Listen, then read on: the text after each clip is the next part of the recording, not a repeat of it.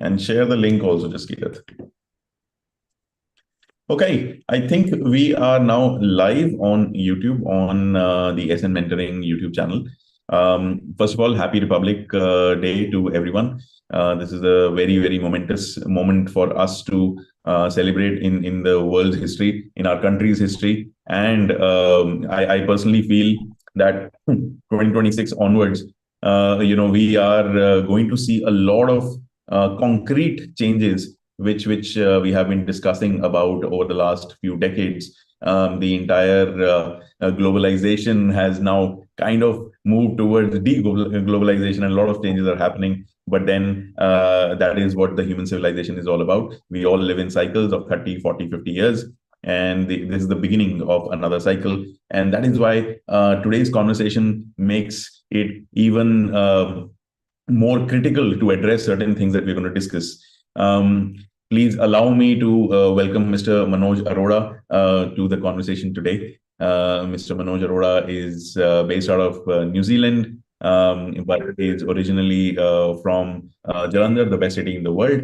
So we both connect on that frequently. And he is a very passionate mentor, educator, has been in the industry for almost 3 decades now. He works in multiple industries actually, be it real estate or steel, and but his real passion has always been education, mentorship, guidance of youth, and so on. Mr. Manoj came to Australia in the late 90s to pursue his education, and then since then he has fallen in love with down under, and is a citizen of New Zealand, and does a lot of good work in both New Zealand and Australia now. Mr. Manoj, welcome to the channel, sir. Thank you, and thank you for that intro. I am definitely a very proud New Zealander, and I'm proud to be in the forefront of something, a mission that is to shape human lives. We are not in the business of selling education, and that is something very close to my heart. And thank you for an opportunity to, connect with your audience and sharing my thoughts with you. I'm very excited about the conversation that we are going to have over the next, half an hour or so. Oh, absolutely. In fact, let me share with all of you that it was Manoj sir who actually contacted me, found me on LinkedIn, and then we started chatting. And we have been talking for almost more than a year now about certain things. We align on a lot of different factors as to how career decisions are being made, how education decisions are being made, and why they don't feel concrete, why they don't have a very strong foundation, and which results in multiple challenges moving on in life, whether it is your master's degree, or settling, or finding a job, or just assimilating in a foreign culture. And those are the challenges that both of us have seen happening to a lot of our youth who goes abroad for this. And that is where Mr. Manoj has actually developed a lot of frameworks. He has developed an entire process which is very comprehensive, very exhaustive, which allows a family, a young person from a country like India to understand what it really means to move out of India into another country, what they need to be ready about, and so on. And this is we are going to go into a lot of detail about all these aspects. But then I would like to today in this video, I would like to pick Mr. Manoj's brain about why we need to change our entire perspective about study abroad in general. Just to give some context to all of you who are listening, I think 2024 India sent some 7.5 lakh students, or almost 750,000 students abroad, and most of those students went with a process which all of us are aware of, wherein universities have certain representatives in India, and then they recruit students on their behalf for their countries, and so on and so forth. It's a very comprehensive system. Most of the students went using that particular route, both for undergraduate, postgraduate, or any other kind of program. However, is it really a holistic process in today's world is what we want to understand. So that's why we're calling this video title as well, something like, the study abroad approach or the new study abroad approach, or study abroad 2.0. So, sir, I would like to invite you to please, share your thoughts on this. Yeah, certainly. I think there have been some success stories from Industry 1.0, like no doubt. A number of people have benefited from it. And Indian youth has certainly, got the taste of the things that in the foreign land and the uncharted territories. But the success stories are much fewer than they need to be. That's where it is. We're not writing off the whole system, but what we are saying is that now it needs to change. Whatever the lessons we have learned, and it has been evident in the employability of the international student, because it's a number driven game for last, as you said, that the three-quarter of a million, it is likely to, by 2030 it will be 1.5, so industry is going to go double. So a lot of noise is about that, oh, Indians are not looking to migrate now, that education numbers are dwindling and everything. But the appetite is certainly there. It's just that people are a little bit reluctant now to go through the motions because the system has failed them. There's a need for that, as you said in the opening of your piece, the globalization. So it's, despite the fact that the globalization is not going to go over where we are today, but certainly the connection will certainly need to be there for whatever we can bring the technology or the resources from overseas, so that it's a connected world still. It's not globalization, but at least connected. So this is where youth plays a very critical role. The global mobility is very critical to this to India's success, because Indian education resources are limited. It cannot cater to every deserving or every aspiring kid, maybe because of the some entry criterias or certain resources available in their native city, or they have to go. So that's where the challenges are. So one thing is that earlier this number was admissions. Now we are talking about admission or only education, but now we are talking about employability. The overall employability, where I see is that that is what why of my business. That it is overseas education is not only about education, it is about empowerment, engagement, experience, and employability. So these are the five E's. Education wise, as you've seen, that number of universities from world renowned names are setting up their campuses in India.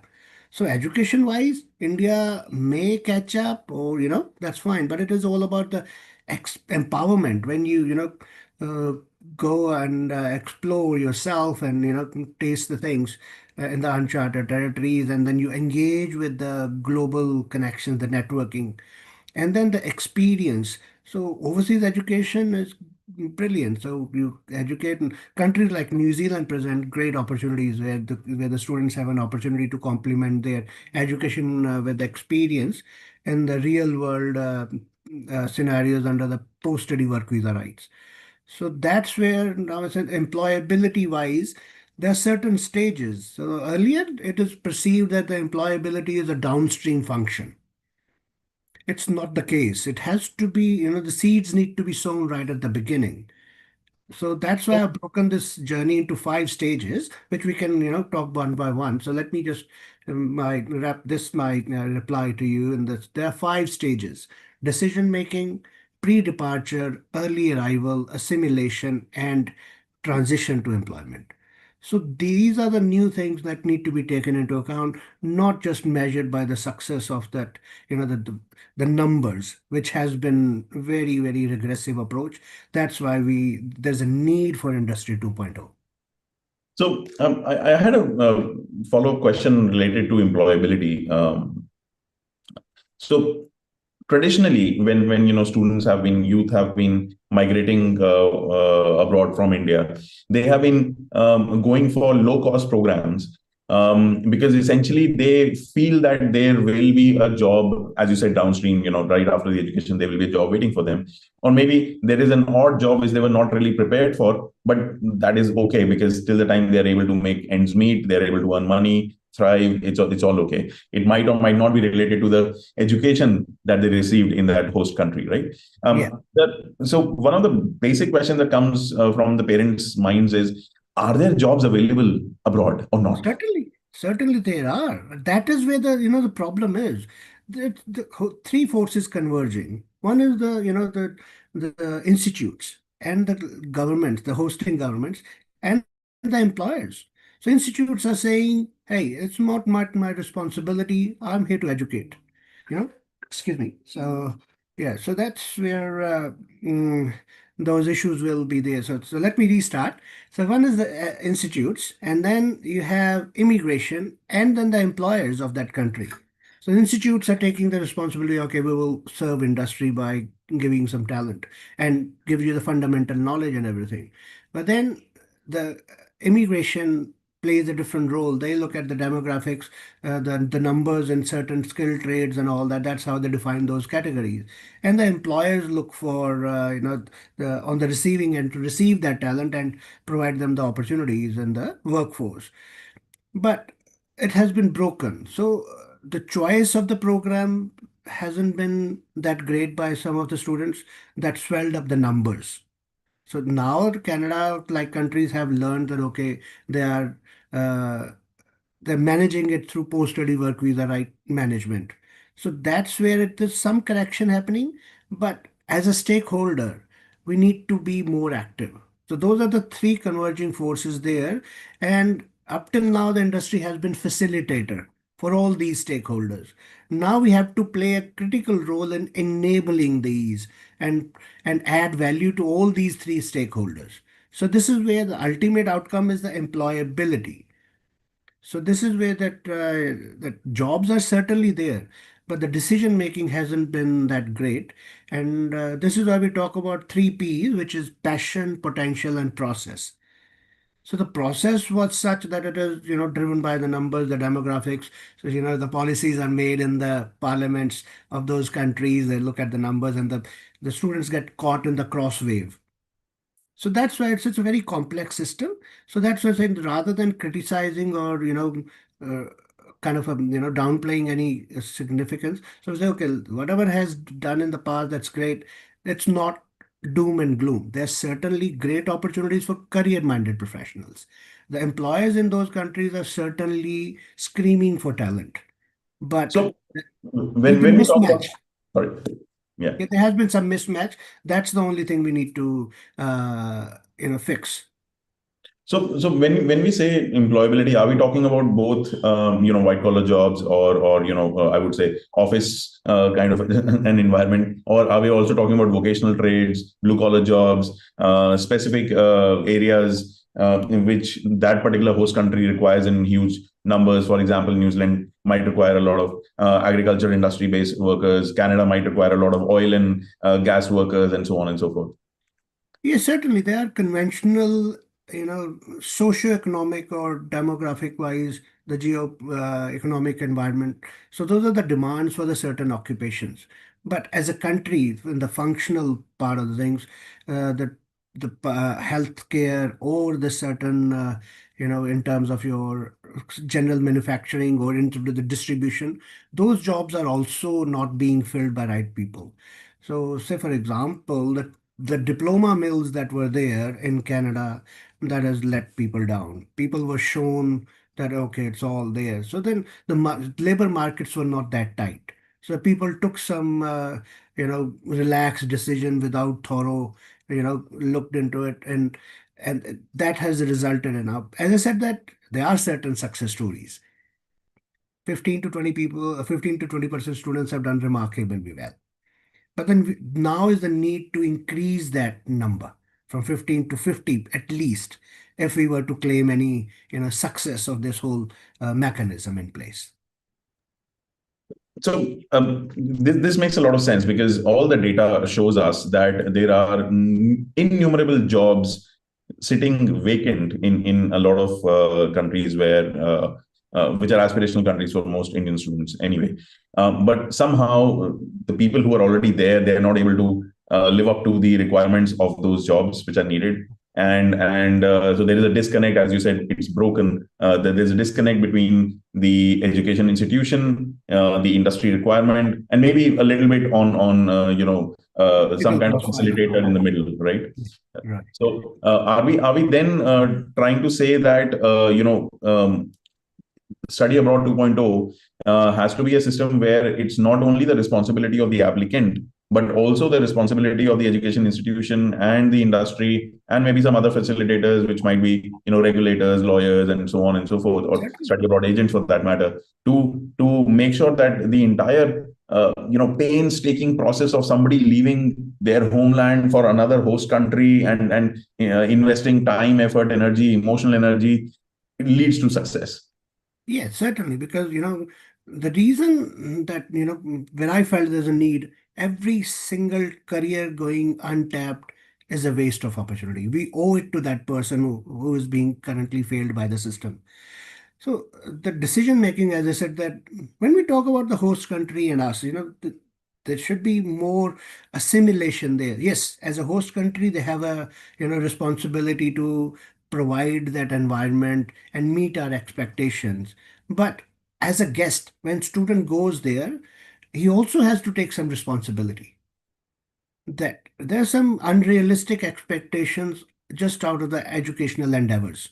Education plays a different role, that's it. But then those countries have to have the social license, because one of the key points that we will be discussing in this study to settle 2.0 is that the countries that they're inviting people, they should not treat their educational revenues, the revenues, as export. It is not an export, because that transaction happens very early in the piece. Students are there for the longer period of time, so that's more like an import from a social perspective. So this is where we are saying that we are putting our hand up, having lived in that and being an international student myself all those years back, so that how can we add some values? And being on the other side of the story, as I said, I'm a proud New Zealander. We see a lot of action on ground zero. So whatever happens on the other side of the fence, that is what need to be broken down. And the stakeholders who are playing certain role in there, they need to be better host and take the bull by the horn. It has to be not mechanical. There has to be some aspirational social element to it, because us Indians, like we're talking about, is we are very kind of aspirational people, and we rely on each other. We do follow the trends, so that's why we said we have to set the right trends. That's the whole thing that we are Industry 2.0 we are talking about. And this shared responsibility, the stakeholder, as one of the stakeholder, we are saying, okay, we can talk to all three and be that, conduit in between.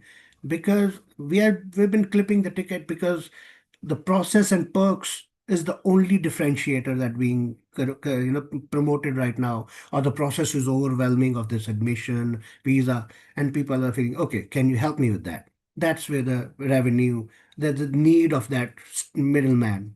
And then other is the perks, so that country is being promoted. Say for example, New Zealand currently, oh, New Zealand is clean, green, beautiful country, but New Zealand's forecast got nothing to do with your career forecast. Two things separate. So this is why we need to bring the more cohesive and more meaningful discussion in place, rather than any country being, highlighted that this is the flavor of the month, which has been the case. Like earlier it was Canada, then Australia, then UK. Germany is also being, touted as as an alternate, but then now it's New Zealand's turn. So I don't want people to look New Zealand unfavorably in 6 to 8 months' time, when those decisions that they're taking today will not, yield the result that they are aiming for. So that is why we are intervening now, right at the beginning. As I said, it's not a function downstream. And that makes complete sense because we love trends, right? And the current trends are all about once a country opens up. For example, New Zealand, till 2023 was more or less closed because of Corona and so many other factors. Once it opens up, then the few innovators or the few first movers, they will take advantage of it, and suddenly people will realize, oh, there is this thing which is opened up. Let me also get into line, and be coming from a They country like ride the wave. They ride yeah, the wave. So they that ride should the not be wave. the case. No, Yeah. that's where I think the system has let down, because there's a lot of commercial, first of all, as as you are taking this, career mentorship, we are thought leader. We congratulate you on this initiative. That education has become an industry. It need to go back to the drawing board and become a professional. And as a education need to be seen as a profession, very noble profession, because it has the potential to reweave the fabric of the society. not only in a country, not at a domestic level, but globally as well. Because of the talent, the technological disruptions that we are going to face in next 5 years, is you cannot survive on your own. Especially India, when they have so much, demographic capital, should I say, the human capital at this stage, but it might become a burden if it is not treated talent, properly. That's why people are seeking this as an economic asylum when they go abroad. So this is Hmm. where we need to say, hey, you're going abroad, fair enough, but don't just arrive and survive. You should plan, prepare, and thrive rather than pointing fingers at either your education consultant, either your institute, or the host country. That will not solve the problem. If you are going, first of all, as I said, as a guest student, we need to empower them. We need to enable them that they own their decision. So there's no emotions involved in it. First of all, that we need to help them with the career literacy. What is the career? They need to own that decision from a very young age, from the very, and we need to provide those tools and resources in which we need to. That's why I'm saying that as Absolutely right, sir. In fact, a career strategist, we need to yes. bring that solution in. So there's a very big we'll continue talking about trends only because that is how we can kind of understand what's happening in the world. One of the trends is population degrowth, which is happening in most of the Western countries, including major regions in India itself, including Punjab or Northeast or Southern India. We have the same kind of demographic problem that Japan or Italy or Spain has. Um, Now, India has a huge talent pool, as you rightly said, or a huge population. I wouldn't call it talent pool yet, but potential talent pool. And Good these correction countries, there. yeah, these countries, they don't really have people to work in the various industries that they have.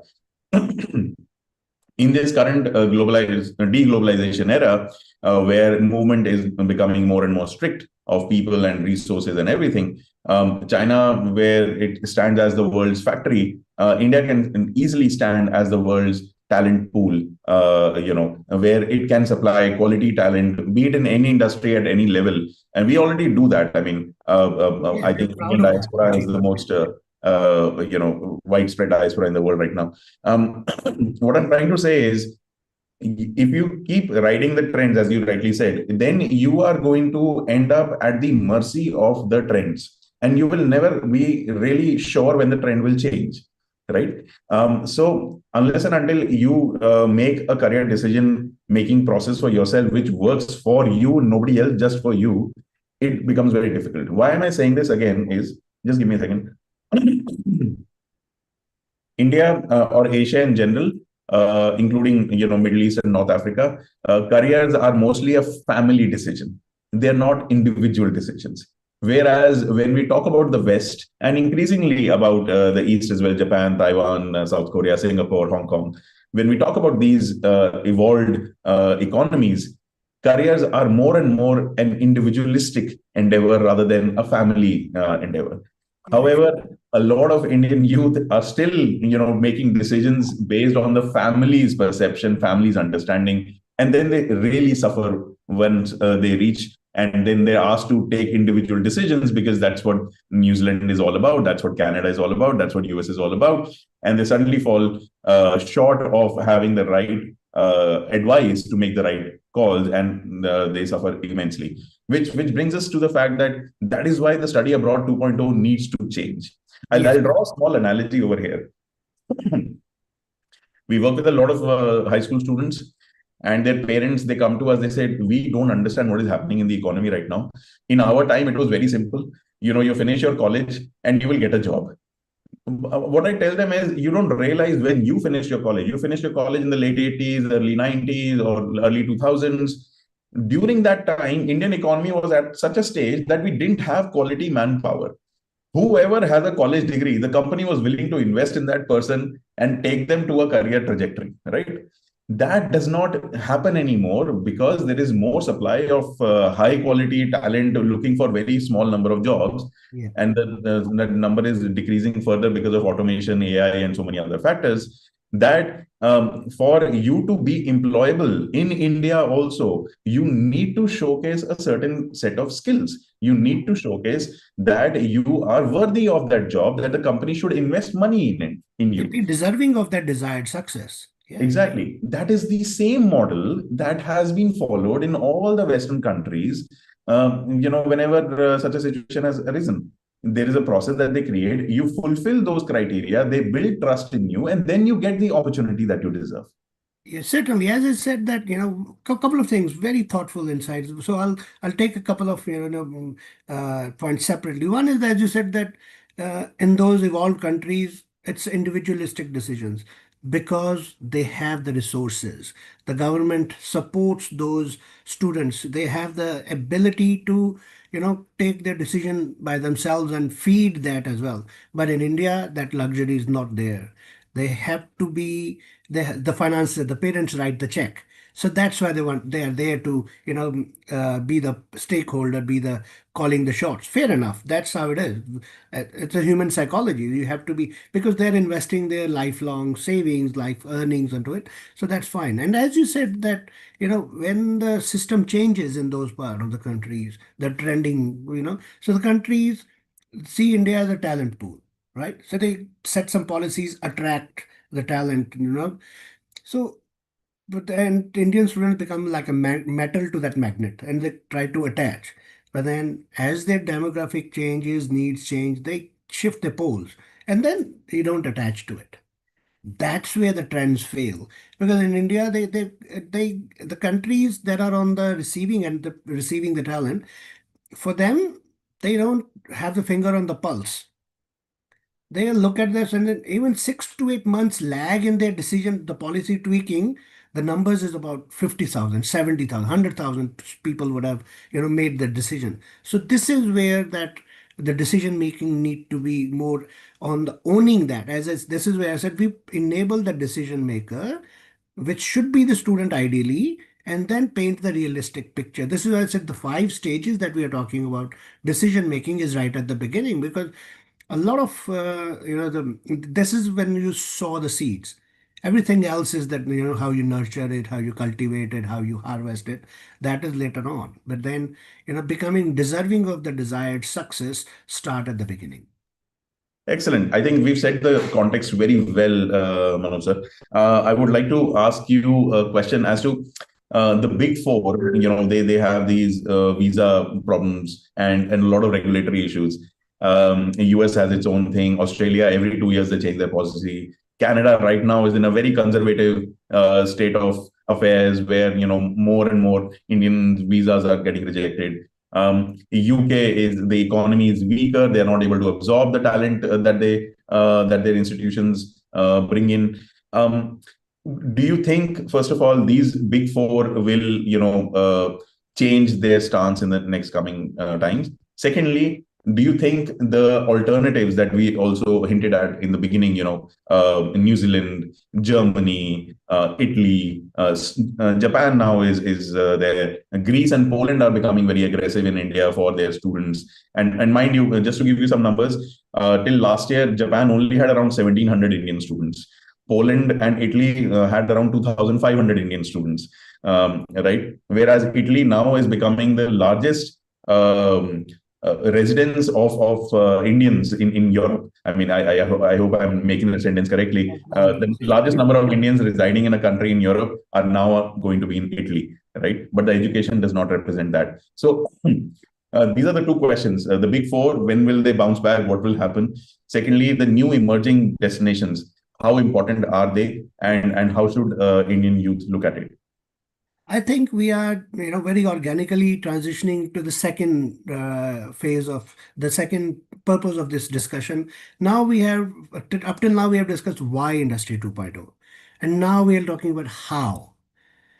Yes, the question that you are asking, yes, obviously these, alternates to that, but now we're saying that now we cannot develop the solution that are country specific because the problem is the same wherever you go. So you're just kicking the can down the lane and we'll deal with it later.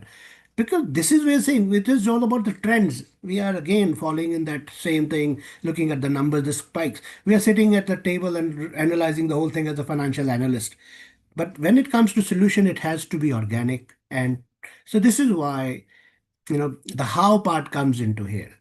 We have developed a solution called Navigator Support Program, where we guide students in the whole journey. Up till now, we were saying that what's wrong with the system, but if we are advocating for this, we have to come up with a solution. So this new Navigator Support Program we have designed, it addresses four key challenges for any student who are going to any of the countries. The first is study ready. Indian education system is very different. The students who are preparing for the NEET and JEE, they need to score that big to be able to cut off and then the interview and all that. So that's why it's so memorizing and that rote learning kind of thing they're used to. And then that also translates somewhere in the tertiary education as well. So, but the education system in those part of the world is very applied, that so that referencing, citation, academic integrity, information selection, credibility, those kind of things are not even discussed in Indian context. In India, the students who actually go for the overseas, they generally look at the competitive exams like GMAT, GRE, and all that, and then IELTS or English proficiency. But then these kind of challenges are not discussed at all. So this is what I'm saying, that this the whole thing need to break down what happened on the other side of the fence. When the visibility will improve, the horizon will improve. That's where the solution that whichever country you go to, say for example Japan, one of the additional problem that Indian students are going to face when they when they look at the non-English speaking countries, there's an additional challenge of learning a new language, which perhaps is right or wrong. I'm not doubting the capabilities of aspirants. They are, they know that they should know what they're signing up for. But then language is something very personal to social culture. So then we have to be mindful that the demographic wise, the governments might be looking at India that okay, you come and do this, but then do they have the social license? That will us, will the Indian students who are going there, will they be not only accepted? That is the wrong term. Will they accepted is fine, but will they be welcomed? That is where I need to uh, emphasize here that you have to take that into consideration because language is something very personal. Say, for example, I'm coming from New Zealand, despite the fact that it is seen as an English speaking country, but then Maori language, it plays a very vital role. And if someone has that additional touch to it, he will be seen as different. And so we have seen that in Canada as well, the French. So that is of the company countries that we've seen that the Japan or Italy, France, these people are very, very culturally they have centuries of cultural heritage. So now you just go there and try to just assimilate there without any social connection. That is what I am a little bit disruptive and controversial. I'm not saying that you shouldn't go there, but then if you're just going there for English speaking education and all that, that's fine experience, but then you should be mindful of the fact that it won't be that easy. So that's why you can study ready program, the referencing, they will be applied regardless of the language. So that is the one part of the navigator program. And secondly is that life ready. Are you ready for their life there? The geopolitical system, the socio-economic environment, the legislative framework, and certain soft skill that perhaps Indian students take for granted. They'll have to learn those, the resilience, the adaptability, those kind of things when you are, putting foot on the uncharted territories. And the third one is that very important here is that job ready. So you have to be prepared or you have to have the talent to work in the jobs that are relevant to your studies. That is one of the biggest mistake has happened in up till now is that students say, okay, I'll do my survival jobs till I'm in the college, then I'll look at, that is very outdated approach. So that defeats the experiential learning. So what we are bringing to the table as a solution is that we are giving students this ability to prepare for the jobs relevant to their studies because they get the foot in the door very early in the piece.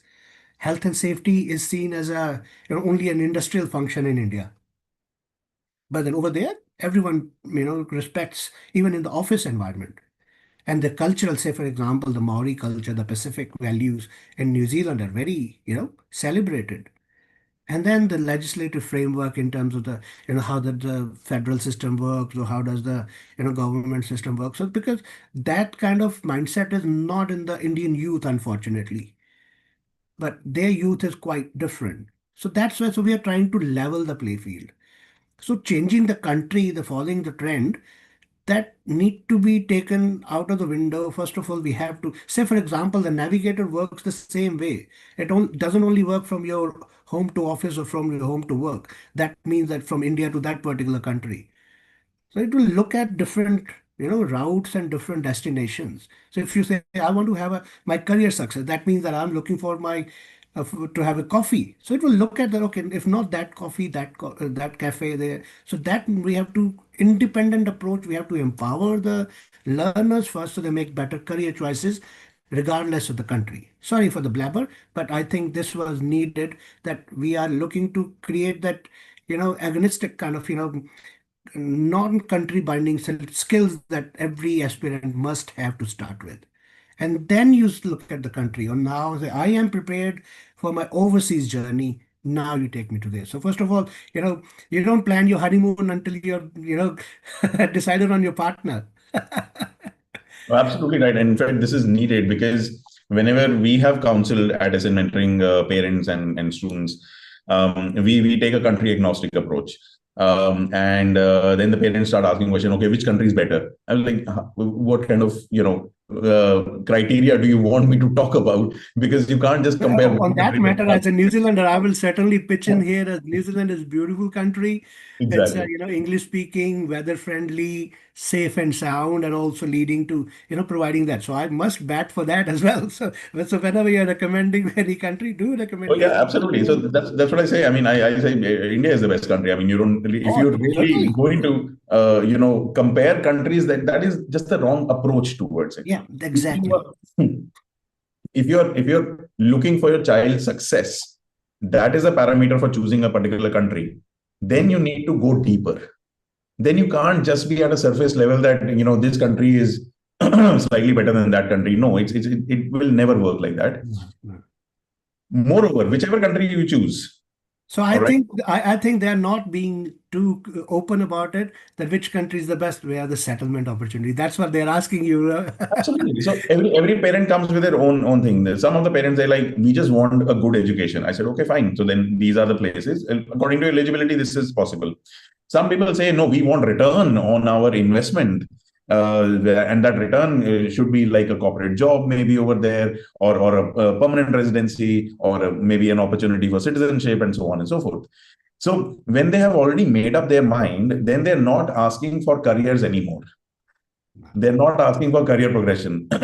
Just because nursing is very sought after in Germany, but you are not supposed to become a nurse. Just so that you can settle in Germany, you will do a nursing program and learn Your German. employability shouldn't come at a cost of your identity. Exactly. So that is what most people don't understand. That is why we go for psychometric assessments and all these things. Now, as a counselor, and I've talked to multiple counselors all over India, they all face the same kind of challenges. Yes, there are cultural aspects. In Tamil Nadu, there's a different conversation. In Meghalaya, there's a different conversation. That is okay. At the end of it, the core still remains the same, right? The core remains as to the parents are, they need to understand why to send abroad, what is the advantage, and so on and so forth. And one of the things we ask them to do is shift their perspective, because so far they've talked to their friends, family, relatives, and they have given them some insights. They've seen some Instagram reels, they've watched some YouTube videos. I want them to shift their perspective from the fact that even if you're going abroad, doesn't matter which country, will your child be successful over there as a human being and as a professional, is something that you Immigration should not be the goal. It should be the exactly. result of your personal and career success. Exactly. When you Because if change you're that successful, perspective, yeah, that magnet and metal thing, everything, the exactly. discussion that we're having is very meaningful, I think. Absolutely. We're So touching the like, right points. if you're successful over there as a human being and a professional, automatically those options will open up for you. The PR, the citizenship, automatically it will open for you. Yeah, exactly. If you're just going for getting a change in your passport, then the administration also looks at you from a very skeptical lens. Yes, certainly. No, right? certainly, very, So, very meaningful discussion, and I'm so sure. sir, I wanted to understand, like, this is from a perspective of the counselors. What can we offer in the Navigator program, which the counselors can use easily for their counseling processes? Yes, certainly. It's a very structured program. We have a five-way holistic approach of aim, assess, align, act, and achieve. Right? So the aim, we have certain career guides for each and every career. Say, for example, someone wants to study, what are the options for non-medical students in New Zealand, for that matter, or for medical background students? And then that is will help them understand, okay, these are the careers sometimes. Oh, I didn't even think about it. So we bring that to the table as part of the aim. And one of the main thing that we, I'm not trying to, compete with anything or anything. This is the book that we do, that Clifton Strengths Finder, because this is about who you want to become as a person, not what you want to do. Your vocational, decisions should not be, kind of a too isolated. So you have to bring that to the table, that okay, this is who I am as a person. As you said, that you may not be the right candidate to become a nurse. Germany might ask for that nurse. So this is where, the first of all, the decision making aim part will happen. And then we have, as the three main challenges that we discussed about the someone who goes to study abroad, is the study ready, job ready, and life ready. So we have certain quizzes that we have designed that will help the parents to understand what the challenges are to start with, and where does the child sit. So this is where they will get a report that, okay, this is how they, what they know about the education system, the learning environment of that country, the geopolitical systems, and then certainly the ability to secure a part-time job. Sometimes Indian parents make that mistake by saying, no, no, no, he won't work. We will fund his living expenses as well. That's not how that part of the world works. So you have to work. So you have to, find that connection, the learning, experiential learning. You take your classroom problems to the work and bring back work problems to the classroom to solve. So that's where the part-time jobs are very critical. So we want to have that, with those three quizzes, they will be able to kind of initiate that meaningful discussion with the parents, the aspirants, or any other stakeholders. And then through our micro credentials, we provide the solutions. So it is all about aim, assess, align, act, and achieve. So aim is all about giving them the information about who they are, what the career pathways are. Assess is those quizzes, and then they enroll with us for this program, where they will all that, when we talk about those stages, that decision making, pre-departure, early arrival, assimilation. So then certain things that they will be doing through our navigator program, and if they showcase their participation into our navigator support program, they will be able to add that to their application to the university, enhancing their scholarship chances. And then the same material will also be attached to their visa application to enhance their visa success rate. So these are the very immediate benefits, but the long-term benefit, the lifelong, should I say, is that they will be able to, assimilate better in their destination country, and make most of their learning opportunities, which should organically lead to the long-term settlement, be it through very meaningful roles, where, as I said, that they need to be prepared for the guest as well. So from an Indian perspective, I'm saying, you get invited to a very fancy, marriage party, wedding function, then so they didn't look after me well and all that, the food was cold and everything, but you didn't dress up for the occasion either.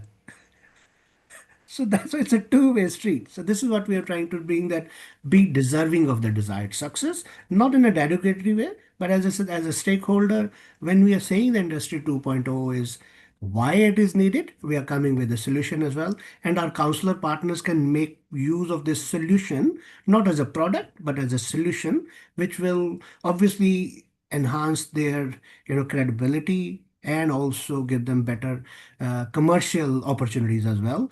And which is the true, calling as well. As a council, they want to make an impact in someone's life. So we are not just beating around the bush. It is a very tangible, very thoughtful, scientific solution we are bringing. Excellent.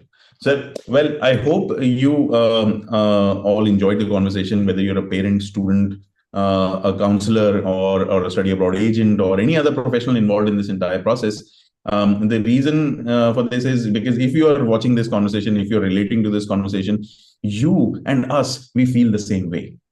We want to create the right impact, and that is why it was high time that we created processes which were scientific, which were customized, which were individualistic, to the aspirant, because the world is changing, and today's generation, they need to be more resilient, more adaptive in order to survive this world as compared to the previous generations, and this is part of that.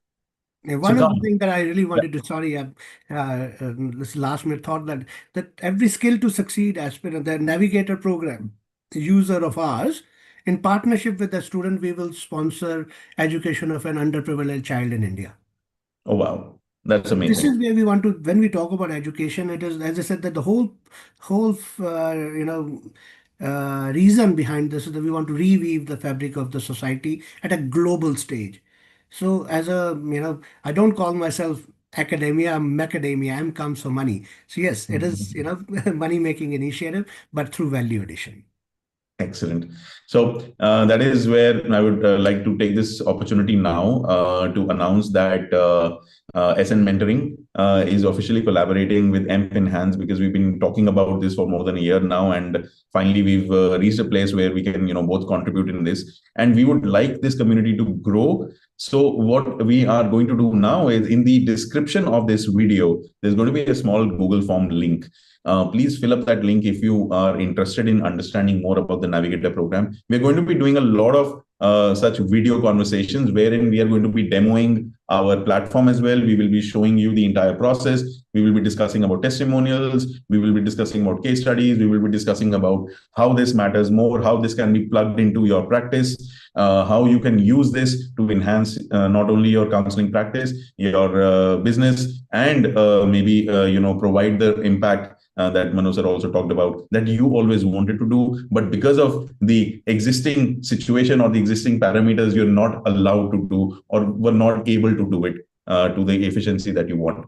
So we are creating a community so that we can help our current study abroad processes transition into something more holistic, more organic, and we definitely want your support in this. Well, please let us know what you think about this conversation. Happy Republic Day to you again, and may this be the beginning of a beautiful journey for all of us. Thank you so Yeah, much. Thank you so God much, bless Manoj. you. Thank you, Saurabh. Thank you. Much appreciated.